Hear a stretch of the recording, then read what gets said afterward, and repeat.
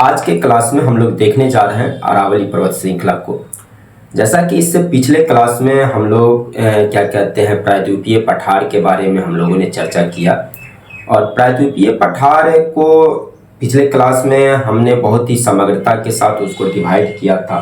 तो जब आप प्रायद्वीपीय पठार को बांटते हैं तो आप देखेंगे कि उसको कई भागों में बांटते हैं, जिसमें उसका एक हिस्सा होता है केंद्रीय उच्च भूमि। फिर आप देखिएगा कि जो पूर्वी घाट के पठार हैं, जो फिर पश्चिमी घाट के पठार हैं, फिर आप देखेंगे कि जो दक्षिण की पहाड़ियाँ हैं, उधर आपको मेघालय का जो हिस्सा है वो भी चूँकि आप देखेंगे तो प्रायद्वीपीय पठार का ही एक हिस्सा है, तो वहाँ पे शिलोंग के पठार को भी हम पढ़ते हैं। तो ये सारे चीज़ आपको एक तरह से मिला के प्रायद्वीपीय पठार का एक हिस्सा होते हैं।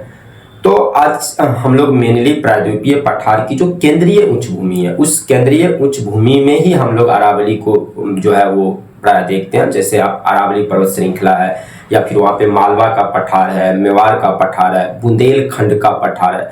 तो ये सारे जो हम पठार हैं आपको वो सामान्यतः केंद्रीय उच्च भूमि के अंतर्गत ही आते हैं, प्रायद्वीपीय पठार के केंद्रीय उच्च भूमि के अंतर्गत। तो आज के इस क्लास में हम लोग अरावली पर्वत श्रृंखला के बारे में पढ़ने जाएंगे। निश्चित रूप से कोई भी यहाँ से क्वेश्चन आपको किसी भी एग्जामिनेशन की दृष्टिकोण से यहाँ से कोई भी फैक्ट्स आपके नहीं छूटेंगे। अगर आप पूरी क्लास को गंभीरता से आप इसे देखते हैं तो निश्चित रूप से आपके कोई भी जो है डॉट्स जो है वो नहीं रह जाएंगे, और कोई भी फैक्ट्स यहाँ से नहीं छूटने वाले हैं। बहुत ही समग्रता के साथ हम लोग पढ़ेंगे, कॉन्सेप्ट के साथ पढ़ेंगे। तो चलिए शुरू करते हैं अरावली पर्वत श्रृंखला को। अगर आप अरावली पर्वत श्रृंखला के बारे में जानेंगे तो जैसा कि आपको पता ही है कि अरावली, अगर आप अरावली पर्वत को देखेंगे, अरावली को, तो अरावली को आप जान ही रहे हैं कि ये आपको कहाँ से, तो ये गुजरात से आपको शुरू होती है। गुजरात से आपको अरावली आपको देखिएगा कि ये गुजरात से आपको कहाँ तक, दिल्ली तक, ये आपको अरावली पर्वत श्रृंखला है, ठीक ना। हालांकि दक्षिण में इसका विस्तार थोड़ा सा ज्यादा है। और अरावली पर्वत श्रृंखला को अगर आप देखेंगे तो सबसे पहले तो हम लोग इसके निर्माण को समझने का प्रयास करते हैं कि ये किस तरह की पर्वत श्रृंखला, क्योंकि यहाँ से आपसे प्रश्न पूछे जाते हैं। तो आप समझ सकते हैं इस चीज को कि अरावली जो है वो एक बलित पर्वत है, ठीक ना। अरावली जो है वो आपका एक बलित पर्वत है, ये एक बलित पर्वत है। बलित पर्वत जिसको आप लोग फोल्डेड माउंटेन कहते हैं। जैसे कि हम लोगों ने हिमालय को पढ़ा है। हिमालय क्या है कि आपको दो टेक्टोनिक प्लेटों की टकराहट से जो है जो बलन उत्पन्न होता है, उसमें उस बलन के फलस्वरूप, जैसे आपने देखा था कि यूरेशियन प्लेट जो है, जब वो यूरेशियन प्लेट से इंडियन प्लेट जाके टकराती है तो उस टक्कर के फलस्वरूप वहां पे फोल्ड उत्पन्न हुए, और उस फोल्ड के कारण ही जो टेथिस अवसाद था वो आपको हिमालय के रूप में जो है आज उसको आप पढ़ते हैं, जो उसकी उत्पत्ति हो गई है। तो हिमालय क्या है, एक बलित पर्वत का उदाहरण है, फोल्डेड माउंटेन का उदाहरण है। ठीक उसी प्रकार अगर आप समझने का प्रयास करेंगे तो अरावली भी जो है वो एक फोल्डेड माउंटेन का उदाहरण, एक बलित पर्वत का उदाहरण है। और ये दुनिया के सबसे प्राचीन फोल्डेड माउंटेन में से एक है। मतलब दुनिया के सबसे प्राचीन अगर बलित पर्वतों की बात करेंगे तो ये दुनिया की सबसे पुरानी बलित पर्वत है, ठीक ना। तो ये क्वेश्चन आपसे पूछे जाते हैं, ध्यान रखेंगे कि ये दुनिया की, पूरे विश्व की, भारत की नहीं, पूरे विश्व की सबसे प्राचीन बलित पर्वत में, बलित पर्वत है ये, ठीक ना। तो एक तो ये बलित पर्वत है। अगर आप इसके निर्माण को देखेंगे तो उसी टाइम में जब आपको देखिएगा कि इंडियन प्लेट जो है जाके यूरेशियन प्लेट से जाके टकराया था, उसी टाइम में जो है आपको अरावली का भी प्री कैम्ब्रियन युग में और उसके बहुत बाद में जाके हिमालय का निर्माण होता है। तो अगर आप इसके निर्माण को देखेंगे तो ये प्री कैम्ब्रियन युग, ये जो है प्री कैम्ब्रियन युग, बहुत बार ये क्वेश्चन आपसे पूछे गए हैं। तो ऑब्जेक्टिव रूप में अगर आप इसके निर्माण को लेकर देखेंगे तो सबसे पहली बात कि अरावली जो है वो एक बलित पर्वत है और दुनिया की सबसे प्राचीन बलित पर्वत में से है। तो आपसे ये भी क्वेश्चन पूछे जाते हैं कि भारत की सबसे प्राचीन पर्वत इसमें से कौन सी है, तो वहां पे हम लोग अरावली को पिक करेंगे। भारत की सबसे प्राचीन पर्वत जब हमसे पूछी जाती है तो हम लोग अरावली को पिक करेंगे। और दूसरी बात कि अरावली किस युग में इसका निर्माण हुआ है, तो आप समझ सकते हैं कि इसका निर्माण जो है वो प्री कैम्बियन युग में हुआ है। लगभग आपको अगर टाइम पीरियड की बात करें तो लगभग आपको 600 से लगभग 750 मिलियन वर्ष पूर्व आप कह सकते हैं प्री कैम्बियन युग। मतलब अगर आप इसको समझे तो 600 से लेकर 750 मिलियन वर्ष पूर्व अरावली का जो निर्माण है वो प्री कैम्बियन युग में आज से लगभग 600 से 700 मिलियन वर्ष पूर्व जो है इसका अरावली का निर्माण हुआ है। अब हम लोग यहाँ पे देखने का प्रयास करेंगे कि अरावली पर्वत श्रृंखला जो है, ये जो आपको रेंज है अरावली रेंज जो है, दरअसल इस अरावली रेंज को अगर आप समझने का प्रयास करते हैं तो इसके विस्तार को हम लोग देखने का प्रयास करेंगे कि इसका विस्तार कहां से कहां तक है। तो देखिएगा कि इसका विस्तार जो है वो आपको एक तो इसकी चौड़ाई भी आप देखिए तो पश्चिम में ज्यादा है, जैसे जैसे ये आगे बढ़ता है उत्तर पूर्व की ओर तो इसकी चौड़ाई कम होती चली जाती है। और इसके विस्तार को अगर आप देखेंगे तो गुजरात से होते हुए आपको कहां तक, तो गुजरात, फिर आप देखेंगे गुजरात के बाद राजस्थान, राजस्थान के बाद हरियाणा और हरियाणा के बाद आप देखेंगे कि दिल्ली जो हमारी देश की राजधानी है वहां तक इसका विस्तार है। तो ये क्वेश्चन आपसे कई बार पूछे जाते हैं कि अगर हम अरावली के विस्तार को देखेंगे, अरावली का विस्तार,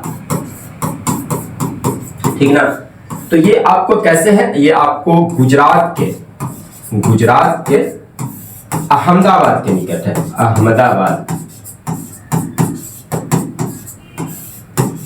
कई बार आपको चूंकि पूछे जाते हैं कि गुजरात में अरावली जो है वो कहां से प्रारंभ होती है, तो जब विकल्प आपके सामने होंगे तो उसमें आपको अहमदाबाद भी दे दिए जाते हैं। एक्चुअल अगर उस प्रॉपर स्पेसिफिक उस जगह को अगर आप समझना चाहते हैं तो अहमदाबाद के निकट वो जगह जो है पालनपुर है। तो विकल्प में आपको पालनपुर मिल सकते हैं, ठीक है। अगर पालनपुर नहीं है तो आप अहमदाबाद जो है वो वहां पे देखेंगे वो होंगे और उसको पिक करने हैं। तो अहमदाबाद के निकट वो एक खास स्थान है पालनपुर, ठीक ना, तो पालनपुर। तो ये दोनों आपको या तो अहमदाबाद मिलेगा आपको विकल्प में या पालनपुर मिलेगा। तो अरावली का विस्तार अगर आप देखेंगे तो गुजरात के अहमदाबाद के निकट जो है स्थान पालनपुर से जो है प्रारंभ होता है। और पालनपुर से कहां तक, तो पालनपुर से आप देखिएगा फिर राजस्थान, राजस्थान के बाद हरियाणा, हरियाणा से दिल्ली तक, राजस्थान, फिर राजस्थान के बाद आप देखेंगे कि इसका विस्तार जो है वो हरियाणा में है, ठीक ना। पंजाब ऊपर रह जाता है वो छूट जाता है तो आपको हरियाणा में है। और हरियाणा के बाद आप देखेंगे कि दिल्ली तक, ठीक ना। तो विस्तार से भी आपको क्वेश्चन पूछ लिए जाएंगे, अक्सर पूछे जाते हैं कि अरावली का विस्तार जो है वो किन किन राज्यों में है। तो अरावली का विस्तार जो है वो आपको गुजरात में है, राजस्थान में है। पूरे अरावली पर्वत श्रृंखला की अगर हम बात करें तो उसका लगभग 75 से 80% हिस्सा जो है वो राजस्थान में ही पड़ जाता है। तो ये भी आपसे पूछे जाते हैं कि अरावली का सबसे अधिक विस्तार जो है वो किस राज्य में पाया जाता है। गुजरात में बहुत कम ही है आपको, ठीक है। तो सबसे ज्यादा लगभग आपको 75 से 80% तक हिस्सा जो है अरावली का वो आपको कहां पर, तो राजस्थान में ही पड़ जाते हैं। फिर थोड़ा सा हिस्सा हरियाणा में भी है और यही आपको दिल्ली तक आपको हम बताएंगे कि दिल्ली की जो हमारी राजधानी है, आप समझ ही रहे हैं कि दिल्ली में जो आपको रायसीना हिल्स है जहां पर कि राष्ट्रपति भवन, देश की जो संसद भवन या जो महत्वपूर्ण जो सरकारी कार्यालय है, तो कई बार ये क्वेश्चन आपसे पूछे जाते हैं, ध्यान रखेंगे। अगर हम बात दिल्ली की करें तो दिल्ली का जो रायसीना हिल्स है ये स्थान आपको पूछ लिए जाएंगे कि दिल्ली में, तो स्थान ध्यान रखेंगे दिल्ली का रायसीना हिल्स, बहुत बार ये क्वेश्चन पूछा गया, रायसीना हिल्स, या इसी को हम दिल्ली कटक भी कहते हैं, इसको हम लोग दिल्ली कटक। तो आपसे ऐसे क्वेश्चन पूछे जाएंगे कि अरावली का विस्तार कहां से कहां तक है। तो अरावली का विस्तार आपको पालनपुर से लेकर रायसीना हिल्स यानी दिल्ली कटक तक है।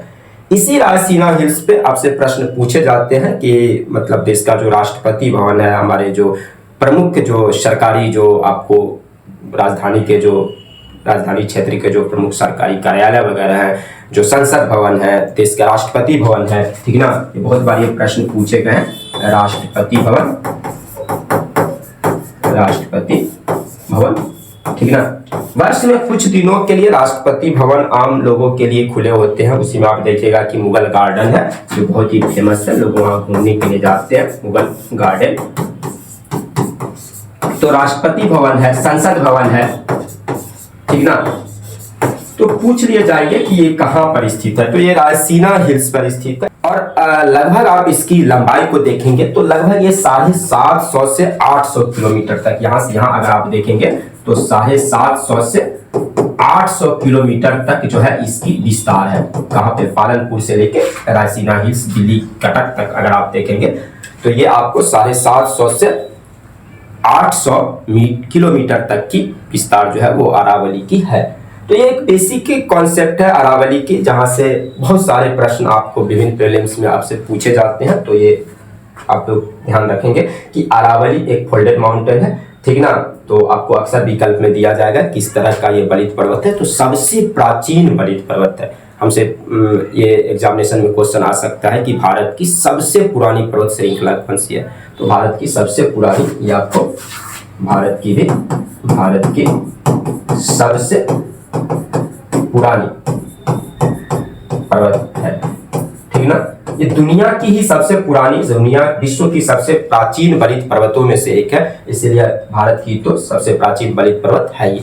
साथ ही साथ एक चीज और यहाँ पे हम लोग समझ लेते हैं कि चूंकि ये बलित पर्वत जो है बहुत पुराना है, अगर हम कालक्रम की दृष्टिकोण से देखते हैं तो चूंकि ये प्री कैम्ब्रियन युग में बना है, लगभग 600 से आपको 750 मिलियन वर्ष पूर्व इसका निर्माण हुआ। तो एक लंबा चूंकि समय अवधि गुजरा है, एक टाइम पीरियड गुजरा है, और इस अवधि में इसका अपरदन बहुत हो गया है। कि अगर कोई माउंटेन होता है, मान लेते हैं कि ये माउंटेन है, ठीक ना। अब ये क्या है कि मौसम के कारण, मौसम की जो विभिन्न परिस्थितियां हैं, जैसे वायु है, ताप है, जो हवा की तेज गति है, ठीक ना, या अन्य जो अप्रदनकारी जो शक्तियां हैं, उन अप्रदनकारी शक्तियों के कारण ये घिस गए हैं, ये जो है घिस गए। तो अब इसकी ऊंचाई दिन प्रतिदिन घटती चली जा रही है, और इसकी ऊंचाई जो है आप समझ लीजिए कि ये एक घट गई है।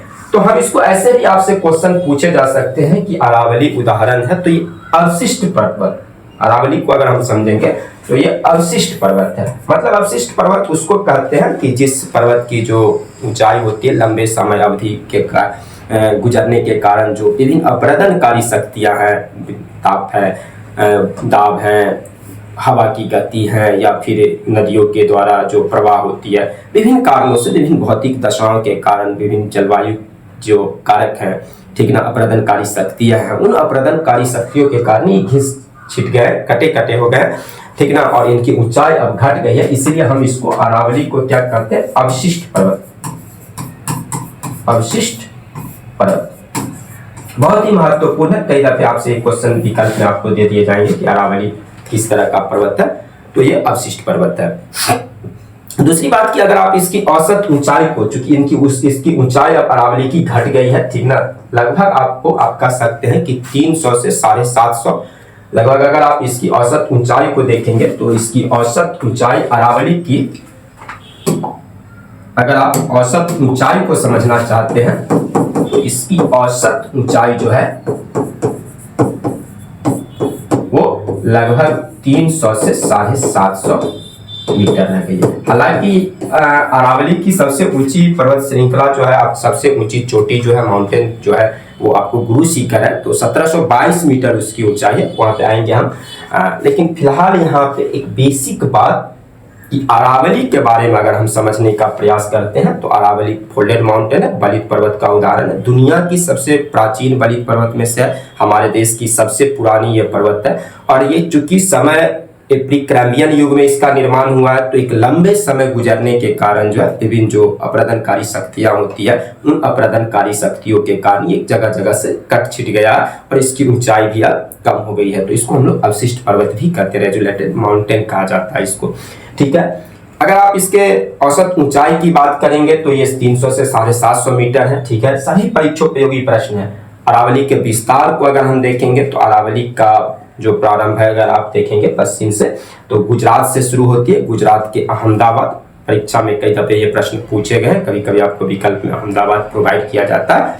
और अगर अहमदाबाद के उस स्पेसिफिक आप जो प्लेस हैं उस जगह का नाम अगर देखें तो वो पालनपुर है। तो अक्सर आपको कई बार ये भी होता है कि अहमदाबाद विकल्प में न रहेंगे और पालनपुर लिख दिया जाएगा। तो पालनपुर या अहमदाबाद गुजरात से आपको ये प्रारंभ होती है। और अरावली का सबसे ज़्यादा विस्तार, आपको लगभग 75 से 80% विस्तार जो है वो आपको कहाँ पे, राजस्थान के क्षेत्र में देखने को मिलती है। और उसके बाद देखेंगे कि कुछ क्षेत्र हरियाणा में भी पड़ते हैं और दिल्ली कटक, जिसको हम रायसीना हिल्स कहते हैं, दिल्ली तक इसका विस्तार है। रायसीना हिल्स पर ही हमारे देश का राष्ट्रपति भवन है, देश का संसद भवन है, बहुत सारे महत्वपूर्ण जो सरकारी कार्यालय हैं राजधानी क्षेत्र के अंतर्गत वो रायसीना हिल्स पर ही है, जो कि अरावली का एक हिस्सा है। एक महत्वपूर्ण बात यह भी है कि आप देखिएगा कि अरावली के नाम जो है अलग अलग क्षेत्रों में इसके नाम भी अलग अलग हैं। जैसे आप देखेंगे कि राजस्थान, जैसे हमने कहा कि दिल्ली के क्षेत्र में अरावली जो है इसे क्या कहा जाता है, इसे दिल्ली कटक के नाम से जाना जाता है या फिर इसको रायसीना हिल्स के नाम से जाना जाता है। उसी तरह आप राजस्थान के क्षेत्र में अगर आप देखेंगे तो राजस्थान में इसको जरगा की पहाड़ियां या कहीं कहीं आपको लिखा रहेगा जर्दा की पहाड़ियां। तो एक महत्वपूर्ण यहाँ पे ये भी प्रश्न पूछ लिए जाते हैं कि राजस्थान में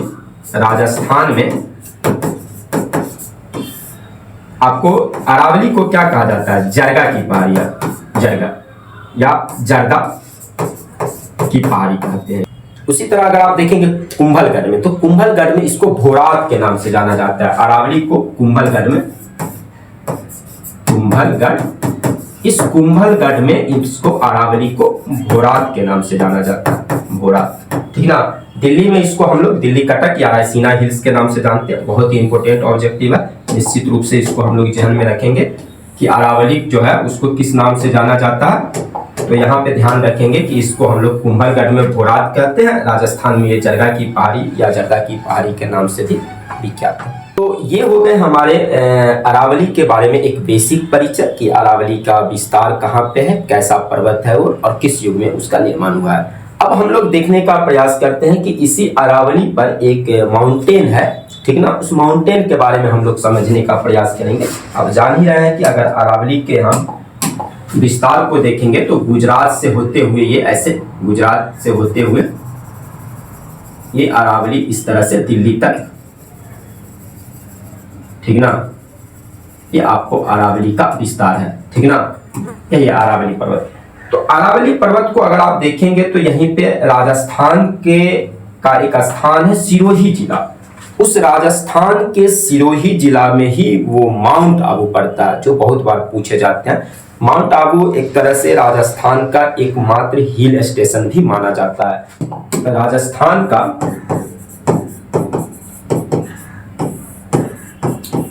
एकमात्र हिल स्टेशन, चूंकि आप जान ही रहे हैं कि राजस्थान का जो अधिकांश हिस्सा है, आप देखेंगे यहाँ पे थार मरुस्थल का ये क्षेत्र बनता है। ये जो यहाँ पे क्षेत्र बनता है वो आप देखेंगे कि ये क्षेत्र जो है यहाँ पर ये थार मरुस्थल का क्षेत्र बनता है। ये मरुस्थलीय क्षेत्र है राजस्थान का, ठीक ना, जहाँ पे बहुत ही कम वर्षा होती है, ये थार मरुस्थल का क्षेत्र है, ठीक है। तो प्रायः राजस्थान जो है वो भूरी भूमि कही जाती है उसको, ठीक है। प्रकृति ने जो है वो वहाँ पे देखेंगे अधिकांश हिस्सा जो है वो उसका मरुस्थलीय हिस्सा है। थार मरुस्थल जो भारत का एक बहुत बड़ा मरुस्थल है, कह सकते हैं भारत का सबसे बड़ा मरुस्थल है वो, ठीक है।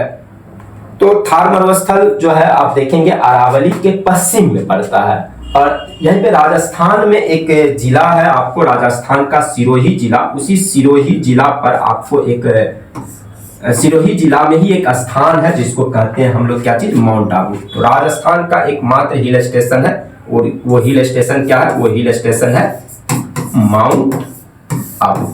बहुत फेमस जगह है, सुंदर जगह है, लोग घूमने के लिए जाते हैं। और ये माउंट आबू कहाँ पे पड़ता है, तो ये राजस्थान के सिरोही जिला में है, सिरोही जिला में, ठीक है। और इसी माउंट आबू पर एक माउंटेन बनती है, एक पिट बनती है, ठीक ना, जिसको कि हम कहते हैं गुरु शिखर। तो माउंट आबू पर ही जो है वो है गुरु शिखर, गुरु शिखर, ठीक ना। ये गुरु शिखर जो चोटी है ये आपको अरावली की सबसे ऊंची चोटी है। तो आपसे ये प्रश्न बहुत बार पूछे गए हैं कि अरावली की सबसे ऊंची पर्वत चोटी का क्या नाम है। तो अरावली का सबसे ऊंची पर्वत चोटी जो है वो गुरु शिखर है। 1722 मीटर इसकी ऊंचाई है, ठीक ना। अगर आप देखेंगे कि सबसे ऊंची चोटी जो है, सबसे ऊंची जो माउंटेन पीक बनती है वो गुरु शिखर है। और ये गुरु शिखर कहाँ पर है, तो इसी माउंट आबू पर है। तो ध्यान रखेंगे हम कि माउंट आबू पर ही, माउंट आबू पर स्थित गुरु शिखर, गुरु शिखर अरावली की सबसे ऊंची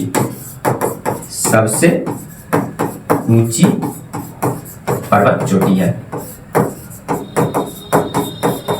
बहुत ही महत्वपूर्ण क्वेश्चन है ये, स्टार लगा देते हैं हम इसको। कई बार चूंकि एग्जामिनेशन में पूछे जा चुके हैं, दो तरह से आपसे क्वेश्चन पूछे जाते हैं कि अरावली की सबसे ऊंची पर्वत चोटी का नाम क्या, तो गुरु शिखर है। और दूसरी बात आपसे पूछ लिए जाएंगे कि गुरु शिखर कहाँ पे है, तो गुरु शिखर जो है वो माउंट आबू पर स्थित है, जो कि राजस्थान का एक जो है प्रसिद्ध हिल स्टेशन है, ठीक है, एकमात्र हिल स्टेशन है। और वो राजस्थान के सिरोही जिला में पड़ता है, ठीक ना। तो इस बात को ध्यान रखेंगे, यहाँ पे 4-5 महत्वपूर्ण ऑब्जेक्टिव क्वेश्चन बनते हैं, ठीक है। यहीं पे आप देखिएगा कि माउंट आबू पर ही एक बहुत ही फेमस मंदिर है जो आपसे पूछे जाते हैं, दिलवारा का जैन मंदिर, ठीक ना। तो यहीं पर आपको देखिएगा एक टेम्पल भी है, ठीक ना, एक मंदिर है, जिसको हम कहते हैं दिलवारा का जैन मंदिर। तो ये प्रश्न भी कई बार पूछे गए हैं कि दिलवारा का जैन मंदिर जो है वो कहाँ पर है, तो वो माउंट आबू पर ही है। ये आपको कहाँ पर है, माउंट आबू।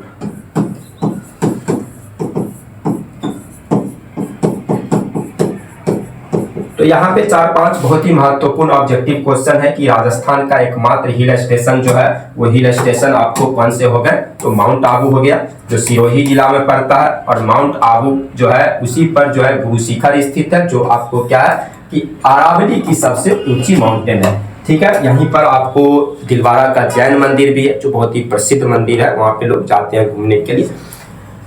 तो परीक्षोपयोगी क्वेश्चन थी।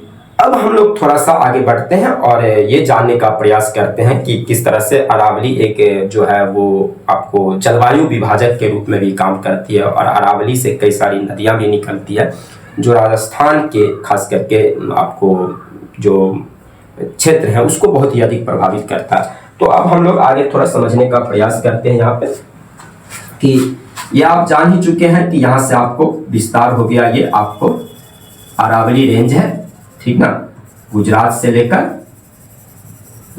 लेकर दिल्ली कटक तक, रायसीना हिल्स तक, ये आपको अरावली है। और अरावली को आप अगर देखें तो अरावली जो है वो एक क्या है, जलवायु विभाजक है। तो इसको बहुत ही ध्यान से हमें समझना है कि अरावली को एक जलवायु विभाजक के रूप में भी जाना जाता है। अरावली जलवायु विभाजक है,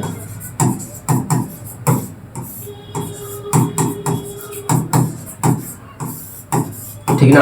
तो इसको जलवायु विभाजक क्यों मानते हैं, कैसे समझते हैं कि अरावली एक जलवायु विभाजक है। तो आप लोग जान ही रहे हैं कि हमारे देश में जो मुख्य मानसून है, जिससे कि देश के अधिकांश हिस्सों में बारिश होती है, हमारे देश में मेनली अगर जब मानसून चैप्टर को पढ़ेंगे हम लोग अलग से, तो वहां पे देखेंगे कि एक अरब सागरीय शाखा है, आपको ऐसे ये अरब सागरीय शाखा है, इसको कहते हैं अरब सागरीय मानसून, ठीक ना, अरब सागरीय मानसून, ठीक ना।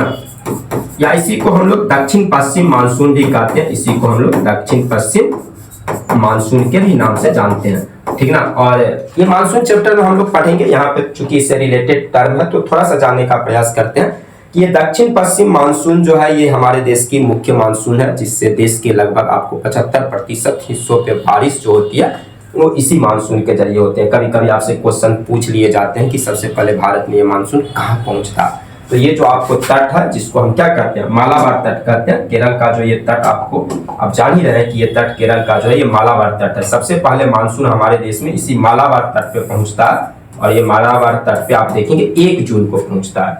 तो आप अरावली की स्थिति को अगर आप समझने का प्रयास करें तो अरब सागरीय मानसून की दिशा और अरावली की दिशा, अगर आप इस अरावली के दिशा को समझने का प्रयास करेंगे तो जो अरावली की दिशा है, मानसून की भी दिशा जो है वो ऐसे ही है, मतलब एक दूसरे के समांतर है।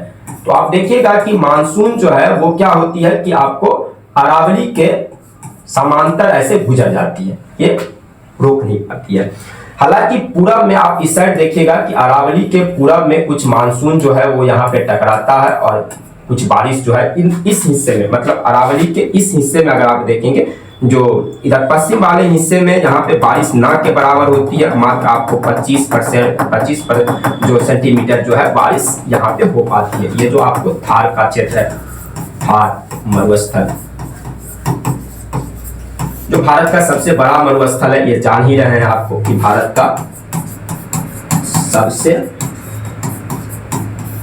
विस्तृत मरुभूमि है ये राजस्थान के थार मरुस्थल।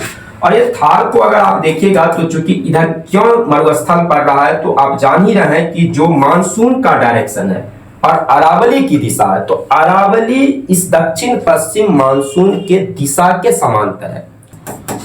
तो जिसके कारण क्या होती है कि ये मानसून, चूंकि आप जान रहे हैं मानसून चैप्टर में हम लोग इसे डिटेल्स में पढ़ चुके हैं कि जब मानसून पर्वत से टकराती है तो उस क्षेत्र में बारिश होती है। लेकिन चूंकि अरावली की दिशा मानसून की दिशा के पैरेलल है, तो ये मानसून क्या होती है कि अरावली के किनारे किनारे आपको निकल जाती है, जिसके कारण खास करके अरावली का जो पश्चिम का जो क्षेत्र है वहां पे बारिश नहीं हो पाती है, बहुत कम बारिश होती है। यहाँ पे आप समझ सकते हैं 25 सेंटीमीटर बारिश, 25 सेंटीमीटर से कम, इतना ही वर्षा होती है। और इसीलिए ये जो क्षेत्र है, ये इधर का क्षेत्र जो है ये मरुस्थलीय क्षेत्र है, जिसको हम थार मरुस्थल का क्षेत्र कहते हैं। जबकि अगर आप अरावली के पूरब में बात करेंगे तो ये राजस्थान की जो ये उपजाऊ क्षेत्र है। यहाँ पे चूंकि थोड़ा बहुत हमने कहा कि आप पूरब में देखिएगा कुछ मानसून को रोकता है, तो यहाँ अच्छी खासी बारिश हो जाती है। तो लगभग इस क्षेत्र में जो है वो 100 से 150 सेंटीमीटर तक बारिश हो जाती है, 150 सेंटीमीटर तक बारिश, ठीक है ना। तो राजस्थान का पूर्वी क्षेत्र अच्छा बारिश प्राप्त करता है, लेकिन जो मतलब अरावली के पश्चिम का जो क्षेत्र है वहां पे बारिश नहीं हो पाती है, क्योंकि मानसून की दिशा के समांतर है। तो एक तरह से आप कह सकते हैं कि अरावली जो है वो जलवायु विभाजक का काम करता है। अरावली के पश्चिम की जलवायु और अरावली के पूरब की जलवायु, इसमें बहुत ही फर्क हो जाता है, ठीक ना। इसके पश्चिम में अगर आप देखेंगे तो मरुस्थल का विस्तार है, और इसके पूरब में अगर आप देखेंगे, अरावली के पूरब में अगर हम आएंगे तो अरावली के पूरब में जो है वो उपजाऊ भूमि है जहां पे बारिश होती है। इसलिए हम कहते हैं कि अरावली जो है वो राजस्थान की खास करके मुख्य जलवायु विभाजक है, क्योंकि अरावली का विस्तार जो है वो मेनली राजस्थान में ही है। इसीलिए हम कहते हैं कि अरावली जो है वो एक जलवायु विभाजक का काम करती है। तो ये बहुत ही महत्वपूर्ण बात है कि अगर अरावली नहीं होता तो आप समझ सकते हैं कि ये जो मरुस्थल है आपका, इस मरुस्थल का विस्तार, इस मरुभूमि का विस्तार इस यहाँ पूर्वी क्षेत्र तक होता। लेकिन अरावली जो है वो आपको मरुस्थल का, जो अरावली के पश्चिम में जो मरुस्थल है उस मरुस्थल का विस्तार जो है वो पूरब में होने से रोकता है, ठीक ना। तो ये इस कारण से भी हमारे लिए जो है वो अरावली जो है पर्वत श्रृंखला एक बहुत ही महत्वपूर्ण पर्वत श्रृंखला है। दूसरी अहम बात कि आप ये भी समझ सकते हैं कि जो मध्य एशिया से जो आने वाली जो गर्म हवाएं होती है, मध्य एशिया, हालांकि राजस्थान का टेम्परेचर चूंकि इस क्षेत्र में आप देखिएगा अधिक है, इधर के क्षेत्र में आप पूरब के क्षेत्र में राजस्थान का जो अरावली के पूरब का क्षेत्र तापमान कम है। उसका भी कारण है कि जो मध्य एशिया से जो आपको गर्म हवा आती है, मध्य एशिया से उन गर्म हवाओं को क्या करती है, एक तरह से अरावली रोकने का काम करेगा, जिसके कारण हमारे देश के इन मैदानी इलाकों में या अरावली के पूरब वाले क्षेत्रों में भीषण गर्मी का प्रकोप नहीं हो पाता है। तो ये दो बहुत ही महत्वपूर्ण है, अरावली हमारे लिए बहुत ही महत्वपूर्ण ये एक पर्वत श्रृंखला, चूंकि जो आपको देखिएगा मिडिल ईस्ट से जो मध्य एशिया के क्षेत्र से जो आने वाले जो गर्म हवाएं हैं, ठीक ना, उन गर्म हवाओं को भी जो है वो अरावली पूरब की ओर बढ़ने से रोकता है। जबकि अरावली का क्षय हो चुका है, अब उसकी ऊंचाई घट गई है, लेकिन फिर भी हमारे लिए एक महत्वपूर्ण ये कार्य करता है, उन गर्म हवाओं को रोकता है। दूसरी बात आप समझ रहे हैं कि अरावली की दिशा वो दक्षिण पश्चिम मानसून जो है या अरब सागरीय मानसून के दिशा के समांतर है, जिसके कारण खास करके अरावली के पश्चिम में बारिश हो नहीं पाती है, वहां पे मरुस्थल डेवलप हो गए, उधर बारिश जो है 25 सेंटीमीटर से कम ही होते हैं, खास करके थार मरुस्थल के क्षेत्र में। जबकि इधर आप देखेंगे पूर्वी क्षेत्रों में ठीक ठाक बारिश हो जाती है, अच्छी बारिश हो जाती है, 100 से 150 सेंटीमीटर तक बारिश हो जाती है। और राजस्थान का ये क्षेत्र जो है काफी उपजाऊ भूमि का क्षेत्र है। तो ये अरावली जो है वो मरुस्थल के विस्तार को पूरब में बढ़ने से जो है वो रोक देता है। अब हम लोग समझने का प्रयास करते हैं कि अरावली से आप देखेंगे कुछ नदियां भी निकलती है। जैसे आप देखेंगे लूनी नदी है, चंबल नदी है, बनास नदी है, फिर आप साबरमती नदी है। तो ये सब अरावली से निकलने वाली कुछ महत्वपूर्ण नदियां हैं। वहां से भी आपको कभी कभी कुछ प्रश्न पूछ लिए जाते हैं। आप ध्यान से पढ़ेंगे और इस क्लास को सुनेंगे तो मेरा एकदम दावा है कि आप एक भी क्वेश्चन, कोई भी क्वेश्चन किसी भी खास करके प्रीलिम्स एग्जामिनेशन में आपको यहाँ से इससे बाहर आपको प्रश्न नहीं पूछे जाएंगे। कि अरावली से कुछ नदी निकलती है, जैसे आपको डायरेक्शन भी पूछ लिए जाएंगे कि अरावली के पश्चिम से इधर से एक नदी निकलती है। जो नदी जो है वो आपको देखिएगा कि ये नदी जो है इसको कहते हैं हम लोग कौन सी नदी, तो ये लूनी नदी है, ये है लूनी नदी। तो पहली एक महत्वपूर्ण नदी लूनी, ठीक ना, जो आपको कहां से, अरावली से निकलती है। एकदम ध्यान रखेंगे कि लूनी का उद्गम कहां पे है। इसकी अगर उद्गम को देखेंगे तो ये कहां से निकलती है, अरावली से निकलती है, अरावली ही है इसका उद्गम। और अरावली से निकलने वाली ये एक अंतःस्थली नदी है। इस नदी को जो है वो कहा जाता है, इस नदी को हम लोग कहते हैं अंतःस्थली नदी। अंतःस्थली नदी इसलिए है कि ये एक मौसमी नदी है, मौसमी नदी। तो मौसमी नदी कहिए, अंतःस्थली नदी। अंतःस्थली इस सेंस में है कि ये अरावली से निकलती है, अरावली के पश्चिम से होते हुए, और फिर आप देखिएगा कि फिर ये गुजरात के कच्छ के रण में जाके विलीन हो जाती है। मतलब ये नदी अरब सागर में जाके नहीं मिल पाती है, ठीक ना, अरब सागर तक नहीं मिल पाती है, उससे पहले ही कच्छ के रण में ये नदी विलीन हो जाती है। तो बहुत बार ये प्रश्न आपसे पूछे गए हैं कि कौन सी नदी जो है वो कच्छ के रण में विलीन हो जाती है। तो हम यहाँ ध्यान रखेंगे कि अरावली से निकलने वाली जो ये लूनी नदी है, ये नदी जो है ये आपको कच्छ के रण में, कच्छ के रण में लुप्त हो जाती है, विलीन हो जाती है, ठीक ना। इसीलिए हम इसको कौन सी नदी कहते हैं, इसको हम लोग अंतःस्थली कहते हैं। मतलब स्थल के हिस्से से निकला और स्थल में ही ये लुप्त हो जाती है, ये अरब सागर तक आपको नहीं पहुंच पाएगी ये नदी, ठीक है। और ध्यान रखेंगे इसकी डायरेक्शन भी आपको पूछी जाती है कि लूनी नदी जो है वो क्या है, अरावली के पश्चिम में प्रवाहित होती है, अरावली के पश्चिम में प्रवाहित होती है।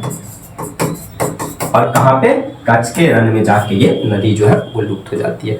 उसी तरह आप देखेंगे कि यहाँ से एक निकलने वाली जो प्रमुख नदी है, जो आप देखेंगे चंबल नदी, वो भी आपको अरावली के मेवाड़ क्षेत्र से आपको प्रवाहित होती है। चंबल नदी, चंबल जो आपको मेवाड़ के पठार पर, मेवाड़ के पठार पर प्रवाहित होती है, इस क्षेत्र की एक मुख्य नदी है। और अरावली से एक नदी आपको निकलती है, जो आप नदी देखिएगा कि यहाँ से एक नदी निकलती है, जो बाद में जाके आपको कहां से, चंबल से जाके ये आपको मिल जाएगा। ये नदी जो है ये बनास नदी है, ये आपको बनास, ठीक ना। तो यहाँ से भी एक क्वेश्चन आपको बनास नदी से पूछे लग जाते हैं। ये चंबल की सहायक नदी है, चंबल की सहायक नदी, ठीक ना। और एक महत्वपूर्ण नदी जो यहाँ से निकलती है, जो अरावली रेंज से निकलती है, वो नदी है आपको साबरमती, ठीक ना। आपको एक नदी है साबरमती नदी, जो आपको देखिएगा ऐसे निकलकर ये खंभात की खाड़ी में आके अरब सागर में गिर जाती है। तो ये एक नदी हो गई आपको साबरमती, साबरमती। तो ध्यान रखेंगे साबरमती कि ये भी आपको कहां से, अरावली से निकलकर कहां पर, तो खंभात की खाड़ी, गुजरात, खंभात की खाड़ी, गुजरात, खंभात की खाड़ी, खंभात की खाड़ी में ये आपको अरब सागर में गिर जाती है।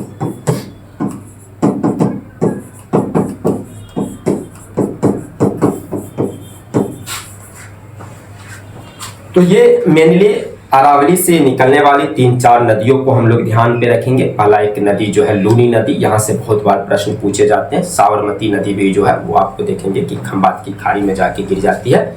और फिर बनास नदी जो है वो चंबल की सहायक नदी है। चंबल आपको देखेंगे कि जो मेवाड़ का पठार है, उस मेवाड़ के पठार पर जो है वो चंबल नदी प्रवाहित होती है। लेकिन राजस्थान के इसी क्षेत्र में आपको एक झील भी पड़ता है, सांभर झील।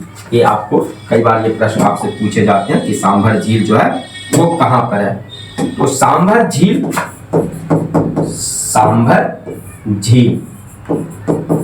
यह आपको राजस्थान का एक प्रमुख झील है। राजस्थान में स्थित है।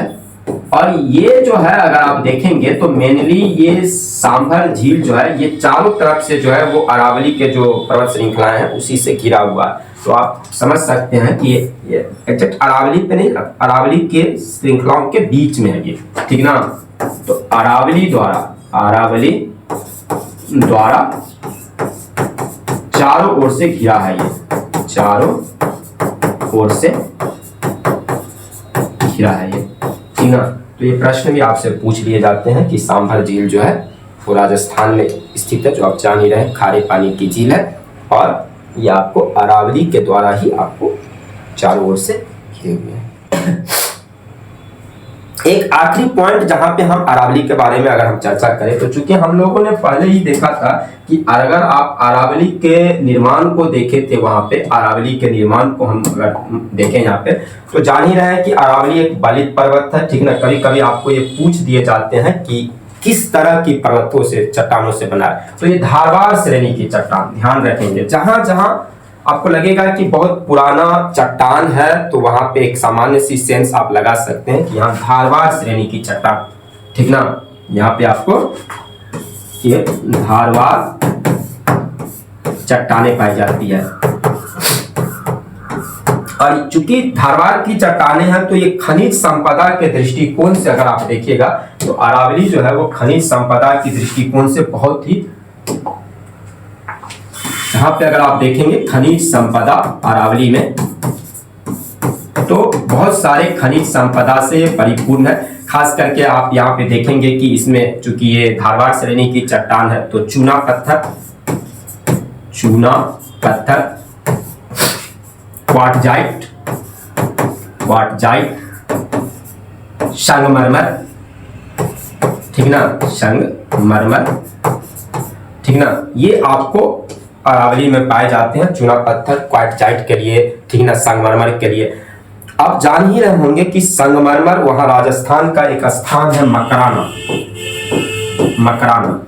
मकराना में पाई जाने वाली संगमरमर जो है, खास करके यहाँ पे जो सफेद संगमरमर पाए जाते हैं, सफेद संगमरमर, वो पूरे विश्व में प्रसिद्ध है। आप जो जब ताजमहल हम देखते हैं कि ताजमहल बहुत ही एक खूबसूरत सा एक स्थापत्य कला का नमूना है जो सफेद संगमरमर से बना है। और वो आपको यही राजस्थान का जो ये मकराना है, वहीं से जो लाई गई सफेद संगमरमर है, उसी सफेद संगमरमर से ताजमहल निर्मित है, ठीक ना। खास करके मकराना के जो संगमरमर है, जिसका प्रयोग आपको देखेंगे कि ताजमहल में, या फिर जो विक्टोरिया मेमोरियल हॉल है उसमें, वो भी सफेद संगमरमर से बना हुआ है, जो राजस्थान के मकराना से ही, ठीक ना, आपको उससे लिए गए हैं और वहीं से वो बनाए गए हैं, ठीक है। उसके अलावा भी आप देखेंगे कि कई सारे खनिज संपदा है यहाँ पे, जैसे तांबा आप पढ़ते हैं राजस्थान में, जो आप खेतरी को पढ़ते होंगे, खेतरी जिला है, ठीक ना, खेतरी राजस्थान का खेतरी जो है वो आपको तांबा के लिए बहुत ही प्रसिद्ध है। इसके अलावा आप यहाँ पे देखेंगे कि मैग्नीज भी पाया जाता है, ठीक ना। यहाँ पे आपको मैग्नीज के अलावा चांदी के भी कुछ आपको खान मिलते हैं यहाँ पर, जो अरावली के रीजन में पड़ते हैं। तो कई सारी दृष्टिकोण से, खनिज संपदा की दृष्टिकोण से भी अरावली जो है वो एक बहुत ही महत्वपूर्ण पर्वत श्रृंखला, और यही कारण है कि अरावली में जो है मानवीय हस्तक्षेप बढ़े हैं। अरावली जो है एक तरह से उसकी जिस तरह से मानवीय हस्तक्षेप के कारण जो क्षय हो रहे हैं, वो एक चिंताजनक स्थिति है, क्योंकि अरावली हमारे देश की जलवायु को, खास करके अरावली देश के पूर्व हिस्से के जलवायु को बहुत अधिक प्रभावित करता है, ठीक है ना। तो ये थे आपको प्रायद्वीपीय पठार के अंतर्गत जो हम लोग केंद्रीय उच्च भूमि में ही हम लोग अरावली को पढ़ते हैं, ठीक ना। हालांकि कई सारे सोर्स में आप देखेंगे कि अरावली के बाद से हम लोग जो प्रायद्वीपीय पठार को पढ़ते हैं। ठीक ना। लेकिन यहाँ पर हम लोग देख रहे हैं कि अरावली जो है वो एक केंद्रीय उच्च भूमि का ही एक हिस्सा आप कह सकते हैं उसको है। और ये पूरे अरावली के उन तमाम आपको जो कॉन्सेप्ट और फैक्ट्स जिसको हमने यहाँ पे रखने का प्रयास किया, अगर ये वीडियो अच्छी लगी हो तो निश्चित रूप से एकदम से हमारे इस चैनल को सब्सक्राइब कर लें। नए आदमी जो है वीडियो को अधिक से अधिक लोगों तक जरूर शेयर करें। हमने कई दफ़े कहा है कि आपके प्यार, आपके सहयोग, आपके स्नेह यही हमारी ताकत है। और अगर आपका प्यार, आपका सहयोग, आपका स्नेह हमें मिलता रहा तो हम निश्चित रूप से और भी बेहतर ऊर्जा के साथ, बेहतर एनर्जी के साथ जो है एक दृढ़ संकल्पित भाव से नियमित रूप से आप लोगों के सामने आते रहेंगे, कुछ अच्छे क्लासेज के साथ, कुछ और बेहतर क्लास के साथ, एक नई ऊर्जा के साथ आप लोगों के सामने आते रहेंगे। तो अपनी टिप्पणी भी जरूर लिखें, समय निकाल कर आप अपनी जो अगर वीडियो को देखते हैं तो समय निकाल कर उस पर थोड़ी सी टिप्पणी करें, अपनी बातों को रखें, ठीक ना। आपकी जो है वो किसी भी तरह की जो भी आपके मन में द्वंद्व होंगे उनको सॉल्व करने की भी कोशिश की जाएगी। तो समय निकाल कर अपनी टिप्पणी जरूर लिखें और इस वीडियो को अधिक से अधिक ग्रुप में शेयर कर दें ताकि अधिक से अधिक लोगों तक ये पहुंच पाए, ठीक है।